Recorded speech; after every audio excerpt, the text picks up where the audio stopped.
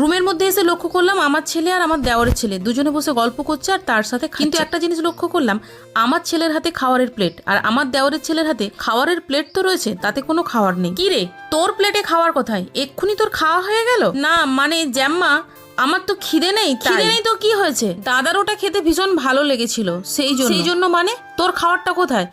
দাদার খেতে ভীষণ ভালো লাগছিল তো সেই জন্য আমারটাও দাদাকে দিয়ে দিয়েছি। বলেই দু ভাই একে অপরের মুখের দিকে তাকিয়ে মুচকি মুচকি হাসতে লাগলো। ও দাদা তাড়াতাড়ি খাও না, দাদা খেলেই তোর পেট ভরে যায় বুঝি? আচ্ছা ঠিক আছে, এই দুটো বিস্কুট খেয়ে নে, তারপর খেলতে যাবি। তখন আমি পুরো ব্যাপারটা বুঝতে পারলাম। অ্যাকচুয়ালি হয়েছে কি, আমার দেওরের ছেলে তার সাথে কাকিমা ওরা বাইরে থেকে এসেছিল আর আসবার সময় ওরা কিনে এনেছিল প্যাটিস দুটো মিউ আমরে থেকে। আনতেই আমি দু ভাইকে দুটো প্লেটে দিয়েছিলাম, কিন্তু যেহেতু দাদার প্যাটিসটা পছন্দ হয়েছিল সেই জন্য ভাই প্লেট থেকে তার ভাগের প্যাটিসটাও দাদাকে দিয়ে দিয়েছিল। ও যেহেতু খায়নি সেই জন্য আমার মনটা ভীষণ খারাপ ছিল, তাই বিকেলবেলা বানিয়ে ফেললাম প্যাটিস। দু ভাইয়ের